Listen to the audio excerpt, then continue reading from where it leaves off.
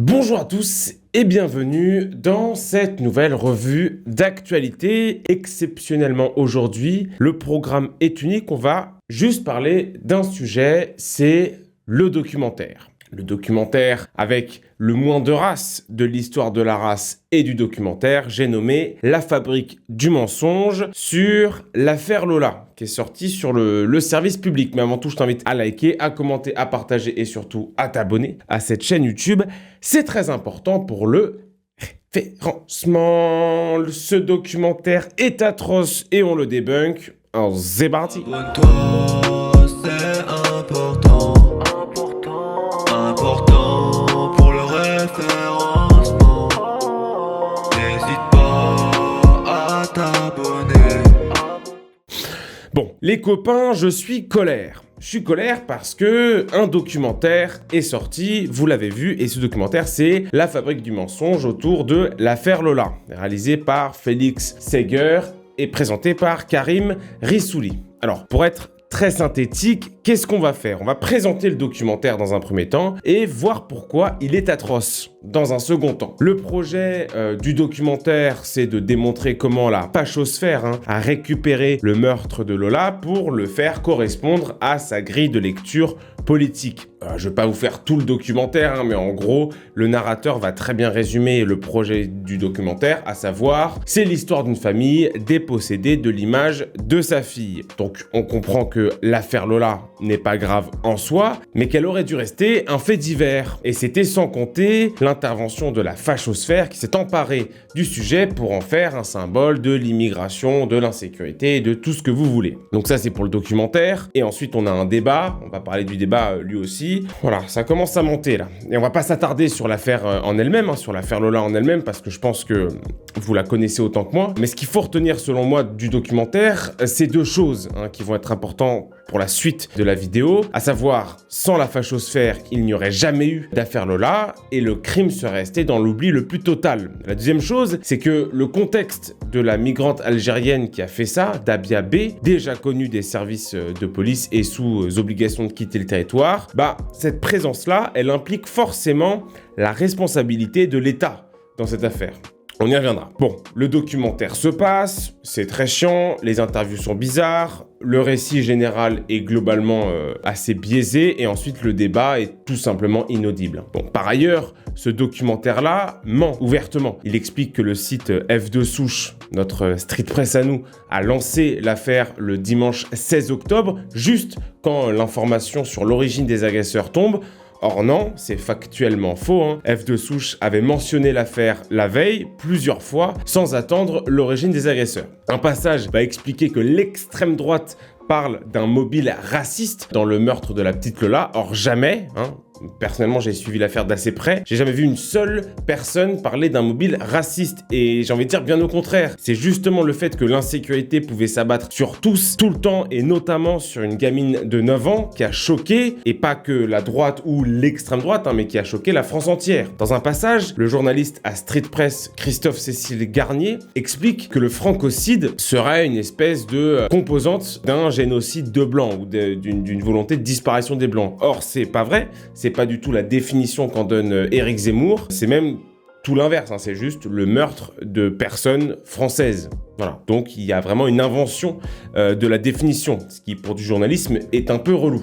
Et les personnes interviewées dans ce documentaire, c'est pas n'importe qui. On va retrouver le père de Bertrand Cantat, Éric Dupond-Moretti, qui va avoir le droit de se défendre sur la non-application des obligations de quitter le territoire. C'est pas donné à tout le monde de pouvoir se défendre, avec des arguments plus que fallacieux. Genre, je vous mets l'extrait d'Éric Dupond-Moretti qui s'excuse de pas appliquer les OQTF. On réécrit l'histoire. Si l'OQTF avait été exécuté, il n'y aurait pas eu de meurtre, et donc l'État est responsable du meurtre. C'est un syllogisme qui est absolument effrayant. D'abord, il y a des degrés d'urgence dans l'OQTF, on le sait parfaitement. Et puis, il y a des OQTF que personne ne peut exécuter, je suis désolé. Il explique, il y a des OQTF que personne ne peut exécuter. Ah bon? Du coup, Dupond-Moretti, tu sers à quoi? S'il y a des lois dans ce pays, mais qu'on ne peut pas les appliquer, le juge d'une justice qui s'avoue elle-même impuissante sert à rien. Quelque part, casse-toi. Attends, reste là parce qu'on va voir si les autres pays galèrent à appliquer les obligations de quitter le territoire. Et non, Malika Sorel, elle va rappeler qu'en Allemagne, 60% des OQT, bon, pas OQTF, mais parce que c'est la France, mais OQT, donc obligation de quitter le territoire, 60% sont appliqués en Allemagne, 43% en Europe et seulement 12% en France. Donc la France, c'est pas n'importe quel pays, c'est le pays qui applique, un des pays qui applique le moins les OQTF. Donc on a légalement et juridiquement le droit de dire que la France est responsable des crimes commis par des OQTF. Premier élément. Et puis, venir nous dire qu'on peut pas renvoyer des fils de pute dans leur pays quand on a sorti l'armée de terre, les chars d'assaut, la cavalerie et Spider-Man pour des gilets jaunes ou pour contrôler des grands-mères pendant le confinement, c'est difficile à croire. Un des intervenants qu'on présente comme un proche de la famille va carrément chialer, pas parce que la petite Lola est morte, ça c'est pas grave, mais parce que l'image de la fille a été dépossédée. Mais ce mec-là, c'est pas juste un proche de la famille, c'est Daniel Bois, élu socialiste à Béthune de 1989 à 2016. C'est un ancien maoïste, membre de l'Union des étudiants communistes et violemment opposé au Rassemblement national localement. Sacré proche de la famille, hein, dites donc. Hein. 100 points Godwin, c'est comme si tu fais un reportage sur l'art juif en Allemagne dans les années 30 et que t'interviews Hitler, pas l'homme politique, hein, le peintre. Bah non, t'es obligé de dire que c'est un homme politique aussi. Et vu qu'on est dans la fameuse théorie qui n'existe pas, on va parler du grand remplacement. Parce que le documentaire fait intervenir un certain Hervé Lebras. Et ce mec-là, c'est un peu l'équivalent de Mathieu Baudemer dans le monde de la démographie. C'est cool quand il est là, mais c'est aussi chiant quand il est là. Il nie la théorie du grand remplacement, soit, mais il admet qu'il y a des petits remplacements localisés. C'est louche.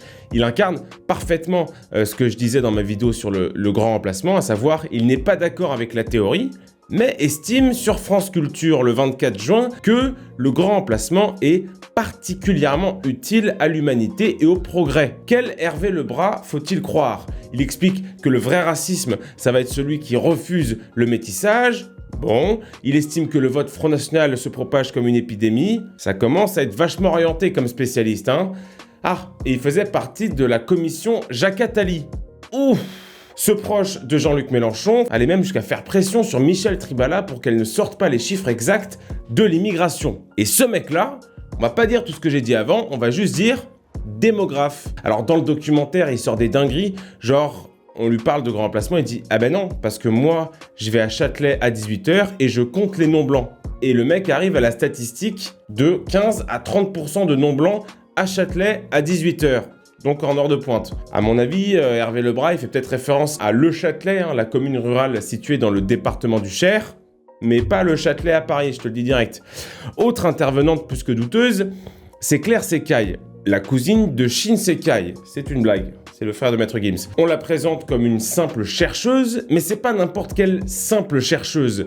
C'est une militante contre les chaînes de télévision du groupe Bolloré. Et oh, incroyable, dans ce documentaire, il n'y a que les chaînes du groupe Bolloré qui sont visées, soit TPMP et CNews. C'est fou, hein? Aucune étude sur le pluralisme du service public, et Dieu sait qu'il y a des choses à faire. Non, ça, Cécile, non, rien à foutre. Moi, je te parle que de Bolloré. Ça commence à être bizarre, ce documentaire. Dans le même documentaire, on a Paul Congé, auteur d'une contre-théorie, à savoir les grands remplacés. Alors ce mec-là, il note que l'extrême droite s'en fout de la réalité autour de l'assassin, ce qu'elle veut c'est de la vengeance. Et non, mon petit Paul, c'est tout à fait normal de trouver étrange qu'une personne qui a l'air parfaitement normale et adaptée sur les réseaux sociaux soit subitement décrit comme psychiatriquement instable. Personnellement, je trouve ça louche. Quand on voit les TikTok qu'elle a fait, puis quand on voit le diagnostic qu'elle a reçu, on se dit, soit elle dissimulait très bien son jeu, soit il y a des trucs qu'on nous dit pas. Quand bien même elle aurait été psychiatriquement instable,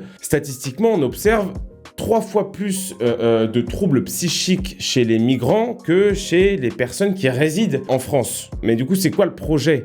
Pourquoi accueillir des personnes qui sont pas structurées psychiatriquement parlant? Surtout, est-ce qu'on a le pouvoir, est-ce qu'on a la capacité d'accueillir autant de personnes instables psychiatriquement? Je sais pas, je pense pas. Alors, est-ce que Street Press va venir débunker ce documentaire avec un article « Le service public s'essaye au journalisme » Pas sûr, parce que beaucoup des journalistes dans le documentaire sont des journalistes à Street Press. Alors qu'on soit très clair, hein, j'ai rien contre ce média en soi.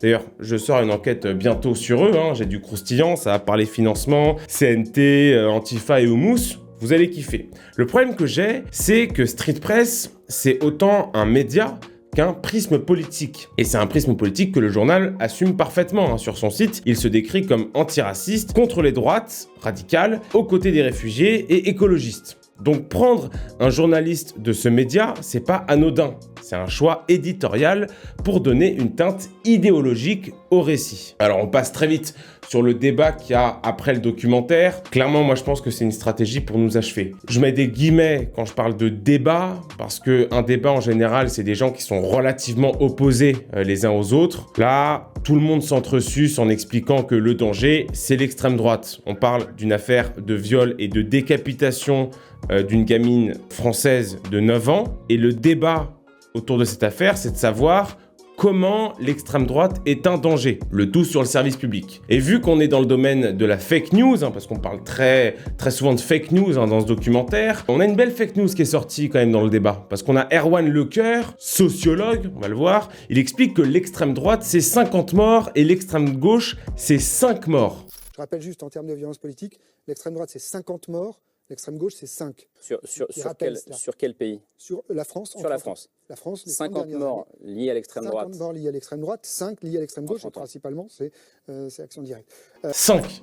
Donc le mec, il a pas peur des chiffres. Hein. Mais déjà, c'est faux, ça. Parce que si on compte, on a l'ETA basque qui a fait 3 morts, Action Directe qui a fait 12 morts, Ipar et Tarak qui a fait 6 morts, enfin bref, et je compte même pas les violences sur les policiers pendant les manifestations. Les 5 morts, je sais pas d'où tu les sors. Et surtout que ce mec, on va le présenter comme sociologue.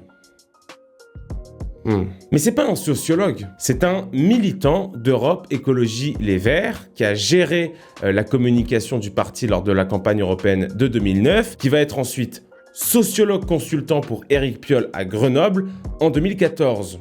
Donc le présenter comme sociologue, c'est un abus de langage. Dans ces débats lunaires, le sujet c'est une gamine violée et décapitée et on nous parle d'extrême droite. On explique même que l'extrême droite est violente en prenant l'exemple du meurtre du rugbyman Aram Bourou par un ancien membre du GUD.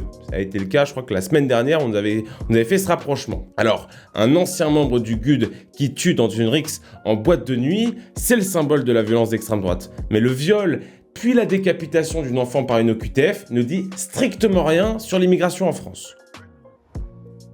Compliqué à croire. On va parler maintenant de ce qu'on appelle la récupération ou la médiatisation de l'affaire Lola, parce que c'est le cœur du documentaire. Ce documentaire-là et les intervenants, ils vont critiquer ce qu'ils appellent la récupération. Alors on va se mettre d'accord, ce terme n'est pas clair, ce terme de récupération n'est pas clair, parce que je vois pas en quoi c'est mal de médiatiser une affaire pour montrer aux gens que son discours politique est proche du réel. On va nous expliquer dans ce documentaire, oui, mais elle est proche de la famille, était pas d'accord, respecter le deuil, le corps est encore chaud, ne pas récupérer politiquement sa mort. J'y crois moyen. Parce que quand c'est Zied et Bouna, quand c'est l'affaire Adama Traoré, dont les t-shirts seront rapidement portés par Mathilde Panot ou Louis Boyard, quand c'est l'affaire Théo, qui sera visité par le président de la République himself, quand c'est l'affaire Michel Zecler, quand c'est l'affaire du petit Aylan échoué sur une plage, ou encore quand c'est l'affaire George Floyd, la récupération politique ne gêne pas tant que ça.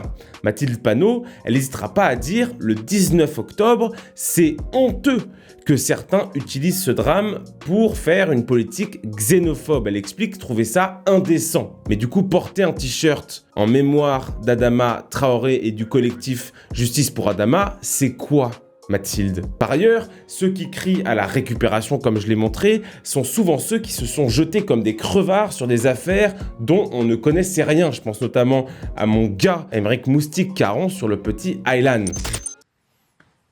C'est quoi? Oui. On se rappelle tous de cette photo d'Aylan. Vous connaissez c'est quoi votre cette photographie qui a fait le tour du monde. Aylan, 3 ans, échoué sur une plage de Turquie en 2015. Ouais. Son frère qui est mort avec lui dans le naufrage, sa mère également. C'est une famille qui fuyait la Syrie, qui fuyait l'État islamique. Qu'est-ce qu'elle vous inspire, cette photo?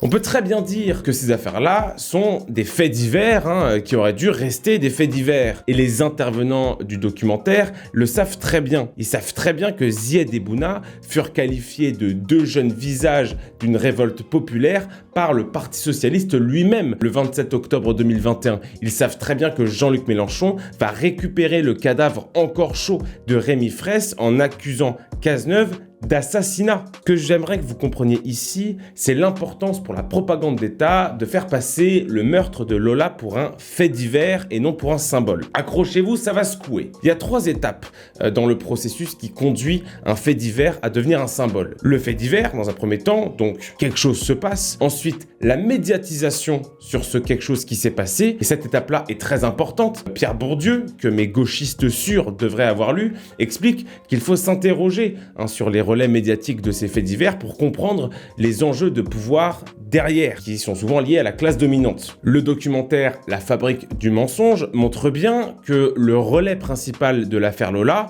c'est pas les médias mainstream, c'est les réseaux sociaux. C'est la puissance populaire des réseaux sociaux qui a amené les médias à couvrir ce drame. Si on prend un autre fait divers, devenu lui aussi un symbole, on va prendre l'affaire Adama Traoré, l'affaire Michel Zecler, l'affaire George Floyd, l'affaire Zied et Bouna ou du petit Aylan. C'est pas la même chose, c'est les médias mainstream qui ont médiatisé ces affaires à grand renfort de concepts sociologiques douteux. C'est la classe bourgeoise, c'est la bourgeoisie intellectuelle et universitaire qui a insisté pour faire de ces affaires des symboles qui correspondaient par ailleurs à leur récit. Quelque part, si vous voulez savoir qui domine ce pays, regardez ce que sont les symboles mainstream, qui les défend, qui les propage et au service de quelle idéologie. Parce que le service public, là, il essaie de nous faire une espèce de leçon en journalisme sur la récupération de l'affaire Lola. Mais attends, parce que France TV Slash, c'est le service public, non? C'est le service public sur les réseaux sociaux produits par France Télévisions. Donc c'est notre argent. Et récemment, ils appelaient tout simplement à faire des dons pour le comité Justice pour Adama, suite à l'affaire Adama Traoré. Ah merde! Par ailleurs, les dons permettaient de payer les frais de justice des frères d'Adama Traoré. Et ça, c'est chiant. Et en termes de récupération politique et en termes de neutralité du service public. Pareil, quand France TV avait publié un post « Comment être un allié pour le mouvement Black Lives Matter », bah ça, je suis désolé, c'est de la récupération politique. Il y a une phrase dans le documentaire qui m'a particulièrement choqué, c'est une phrase que dit le narrateur, il dit « L'affaire Lola aurait dû rester un crime sordide ». Cette phrase, elle veut tout dire, selon moi. Ce documentaire et ses producteurs souhaitent que l'affaire Lola reste un fait divers. Pourquoi? Parce que la caractéristique principale du fait divers, c'est qu'il est rare et isolé.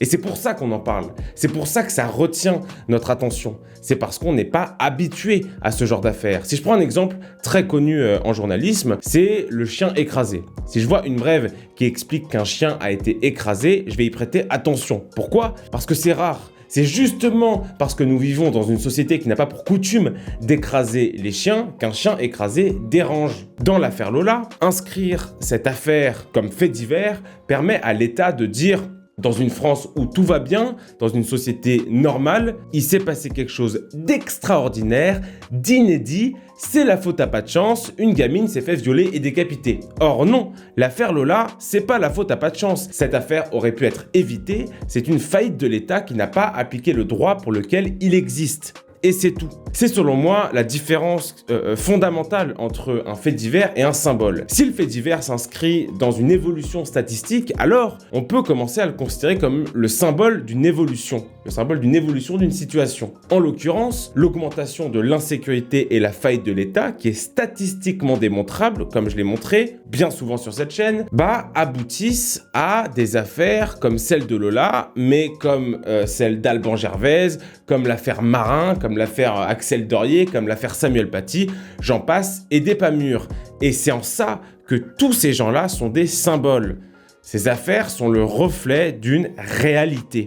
Au-delà de l'affaire, tout le monde a intérêt à ne voir Lola que comme un fait divers. Les médias qui ont été dépassés par la pression populaire, qui confondent médiatisation d'une affaire et récupération politique, l'État, la sécurité, la politique migratoire, la santé psychiatrique des migrants qui débarquent en France, enfin bref, tous ont intérêt à nous faire croire que l'affaire Lola est un arbre qui cache une forêt d'une société apaisée. Sauf que non, ce meurtre nous choque. On veut une justice et objectivement, c'est pas une honte d'avoir peur de vivre dans un putain de pays où une gosse se fait décapiter et violer. Tellement qu'en 1976, au journal de 20h, Roger Giquel annonçait le meurtre d'une enfant enlevée par Patrick Henry en expliquant « La France a peur ». Alors comment ceux qui médiatisent une affaire encore plus glauque 40 ans après seraient subitement devenus d'extrême droite ? Bah je sais pas. Et quand on se penche sur l'origine de ce documentaire, on n'est pas étonné parce que c'est le service public, c'est un organe d'État qui répond donc à une directive de récit médiatique officiel. Je rappelle que le Centre national du cinéma et de l'image animée a évidemment participé à ce documentaire et on connaît l'orientation politique du CNC. Le documentaire est réalisé par la société Babeldoc, fondée par Stéphanie Lebrun, directrice du Centre de formation des journalistes, qui est reconnue comme étant d'extrême gauche. Elle produit aussi une autre chaîne très marquée à gauche, Arte. On retrouve comme coproducteur de ce documentaire Together Media, progressiste fondé par Renaud Le Van Kim, en conflit ouvert avec le groupe Canal depuis 2015. Lui, il va se définir comme progressiste, féministe, écologique et pour le droit des minorités. Ce documentaire est présenté par un certain Karim Rissouli qui avait récemment affirmé refuser travailler pour Vincent Bolloré. Donc ce documentaire, il a plusieurs grilles de lecture. La première, c'est un documentaire qui tacle volontairement les chaînes du groupe Bolloré, à savoir CNews et TPMP de Cyril Hanouna qui lui a répondu par ailleurs. Un deuxième degré de lecture, il est beaucoup plus insidieux. C'est un documentaire qui veut se réapproprier l'affaire Lola pour en faire un simple fait divers. Circuler, il n'y a rien à voir. Sauf que, il y a à voir. Et toutes les semaines, il y a à voir. Cette semaine, une infirmière a été tuée au CHU de Reims et le mec qui l'a tué, il avait déjà poignardé 4 personnes en 2017. Et ça va continuer, encore et encore. Le projet du documentaire, il est très simple. Proposer une grille de lecture fausse sur l'affaire Lola. À savoir, détourner l'attention du spectateur du meurtre pour ne voir que sa médiatisation par la droite, qui rappelle bien que sans la droite, et c'est très important de le retenir, il n'y aurait jamais eu d'affaire Lola. À grand renfort de gens sciences, sans diplôme ou de journalistes militants officiellement affichés comme Antifa, le service public et la propagande d'État montrent encore une fois que leur vraie cible, c'est vous. C'est les Français. On peut aussi rajouter que faire un documentaire sur la récupération de l'extrême droite permet autant de critiquer la médiatisation de l'affaire que de dire il y a les fils de pute qui récupèrent le meurtre d'une gamine et il y a nous, les scientifiques, les vrais journalistes objectifs qui attendent les faits. Ils sont intelligents. C'est donc une forme de récupération gauchiste sur fond de prétendue récupération de droite. Une espèce de récupéraception. Bref, revue d'actu un peu chelou, on va pas se mentir. J'en suis désolé, elle est un peu décousue, mais j'ai voulu réagir un peu à chaud avec les informations que j'avais. J'espère qu'elle vous a plu. N'hésitez pas à liker, à commenter, à partager, surtout à vous abonner à la chaîne, c'est très important pour le référencement. Voilà, on se donne rendez-vous dimanche pour une superbe enquête. Prenez soin de vous et de vos proches. Vive la France, vive le roi, et à très vite pour de nouvelles aventures. Allez, time l'équipe. Abonne-toi.